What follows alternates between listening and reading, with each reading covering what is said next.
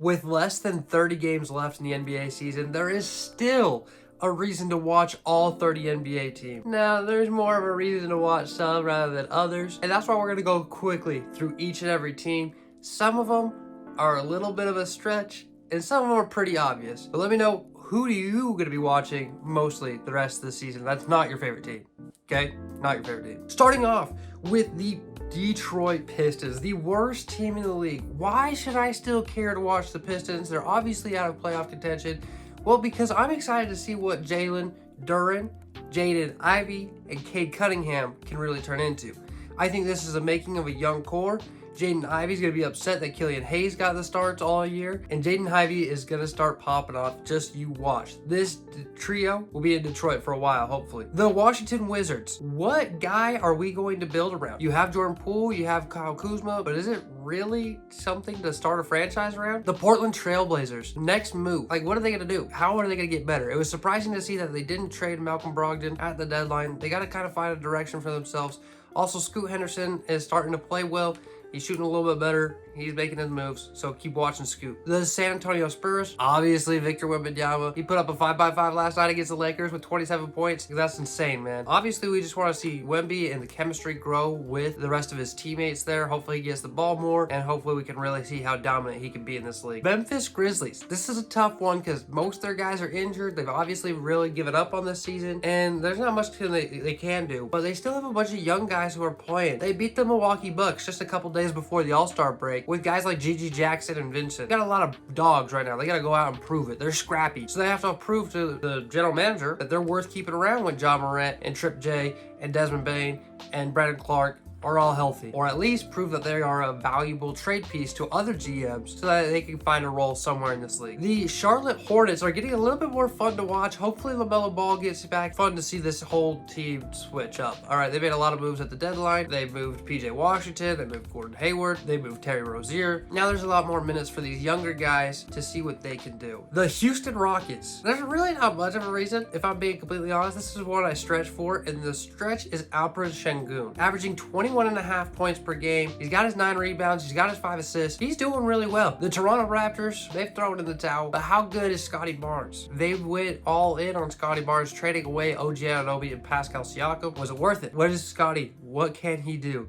And I'm excited to see. Utah Jazz. They kind of traded a lot of their pieces away, especially some younger guys that they had some faith in. I'm really excited to see why they made these trades. Most of it is going to be opening minutes for Keontae George and Taylor Hendricks. So how good are they going to be? The Brooklyn Nets. Well, it's first going to be fun to see what Kevin Ollie can do as the interim coach and see what direction they want to take this team in after firing Jacques Vaughn. I really want to see a leader emerge. Mikal Bridges should be that guy, but he really didn't take that step up this year that many expected him to. This team just isn't good. It's just filled with a bunch of role players. I need to see a leader. I need to see something that I can get excited about, and this team just isn't it right now. So I want to see a leader emerge. I want to see Cam Thomas go off. I want to see Mikal Bridges take the reins and say, this is my team. The Atlanta Hawks. Are they going to make a playoff run? Are they going to get to the playoffs? Or do they blow it up? That's what we got to find out the rest of this season, is if they can make a decent playoff run, at least get past the play-in tournament. If not, they really have to blow it up, like completely blow it up. Not just DeJounte Murray, but like DeJounte Murray and Clint Capella and probably even Trae Young. The Golden State Warriors are hot. They've won 9 of their last 11 games, and Klay Thompson has looked better coming off the bench.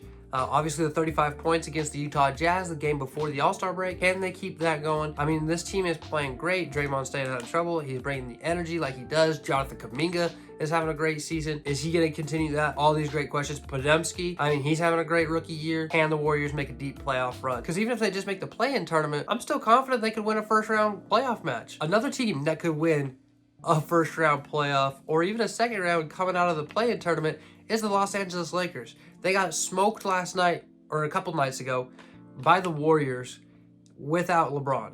LeBron's dealing with that left foot injury. Hopefully he gets better soon. Anthony Davis has been healthy most this year, as is LeBron, and they're still not doing that great. They're pretty much in the same situation they were in last year at the All-Star break. But last year they turned it up, got in the play-in tournament, won that, made it all the way to the Western Conference Finals. Can the old guys do it again? The Chicago Bulls was the last team for me to find a reason for, and I was stretching, Brody. The best thing I got for you is Kobe White. He's averaging 19 points a game, a league conversation up there with Tyrese Maxey for most improved. He's having a great season, but That's the only reason to watch the Bulls. The Miami Heat fun. Can this team do what we know they can do and make a playoff run, a deep playoff run, even as a lower seed? The Kings, Fox, Sabonis, all-star snubs, playing great seasons, and underdogs. Come on, man. They're gonna make some noise in the playoffs. They're gonna go crazy over here at the stretch, and they're really gonna make teams regret forgetting about the Sacramento Kings. Light the beam, baby. Phoenix Suns, I don't have to say any more than Kevin Durant, Devin Booker, Bradley Beal. Elite scoring, elite isolation players, and they have to find a way to make the playoffs and make a good playoff run with this kind of talent. It's Kevin Durant, man. It's Devin Booker. This team has a lot of potential. Can they show it to us? The Orlando Magic, can they win a couple playoff games? Paolo Banchero, Franz Wagner, both Wagners. I mean, Jalen Suggs has had a great year as well. Cole Anthony coming off the bench now, and I really like that move. This is a fun team to watch. Can they make some noise in the playoffs? Are they too young? I don't know. But their seeding has been really good all season long. They've overachieved expectations. Can they keep continuing to do so? The Indiana Pacers, you have to keep watching them because of their elite offense. And we just haven't seen enough of Tyrese Halliburton and Pascal Siakam together yet. They have an elite transition offense, which just is explosive. Obviously, the defense is hard to watch. Ask Rick Carlisle. We got to see more of Tyrese and Pascal together to see if they can really win a playoff series as well. The 76ers. Joel Embiid was having a crazy MVP season until his left knee injury. First off, are we going to see Joel the rest of this season, including the playoffs? And can the Sixers, led by Tyrese Maxey, get them to a decent playoff position where if Joel is healthy, they can make a run? Let's set up Joel Embiid, please. The Mavs. Luka Doncic and Kyrie Irving, man. Two of the funnest players to watch in all of basketball. You got to keep your eyes on them. See what they can do this year playoffs, because they're another team where it really doesn't matter their seed. They can find a way to the Western Conference Finals, especially with now adding Daniel Gafford and PJ Washington. I really liked those pieces, those upgrades. Is this a legitimate basketball team outside of those two all-stars? Pelicans. The New Orleans Pelicans have been trying this point guard Zion Williamson thing, and it has been working. It's looked really good. It's similar to what the Bucks do with Giannis. It's similar to do like what the Heat did with Justin Winslow and now do with Bam Adebayo. This guy can take up the ball and he can apply pressure by attacking the rim. He's just so big. He doesn't have to be the best ball handler ever, and it's worked. Will it unlock Brandon Ingram to the next level? Can this team upset some teams? Even if they're a higher seed, they might be the underdog in a playoff series. Can they upset someone? The Cleveland Cavaliers, can they compete with the top in the East? They have the tools to do it. They have Darius Garland. They have a Donovan Mitchell. They have elite two towers and Evan Mobley and Jarrett Allen.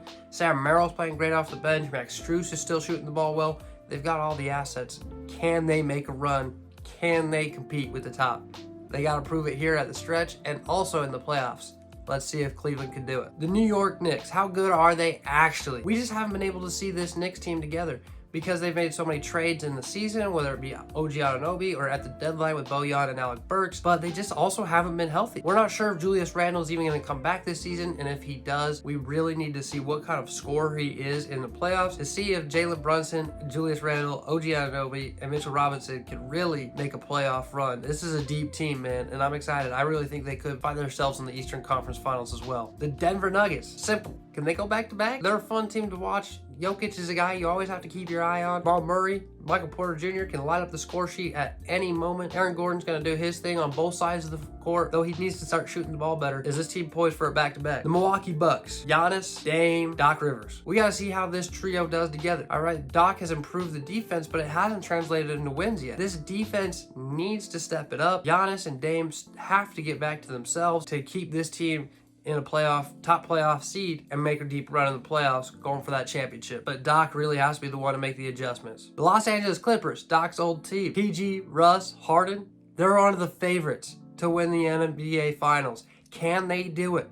We know Kawhi Leonard's been there and won it twice, picked up 2 Finals MVP along the way. But can this team, led by Tyronn Lue, actually do it? Oklahoma City Thunder, who we're going to talk about next. Is their youth too much? Can they overcome their youth? Absolutely. This team is so exciting to watch. They have a superstar in Shai Gilgeous-Alexander. They have elite chemistry. This is my favorite team to watch. Obviously my favorite team, but also just my favorite team to watch. You know, putting bias aside, they just play a unique level of basketball. They get up and down the floor. They play both sides. They're both the top 5 in offense and defense, and they're shooting really well. The whole team is shooting really well. J-Dub, 45%. Isaiah Joe, 43%. Chet Holmgren, like a 40% for a 7-footer. Shai's shooting a 38%. I mean, these guys are shooting a crazy amount of threes and hitting a crazy amount of threes and playing defense.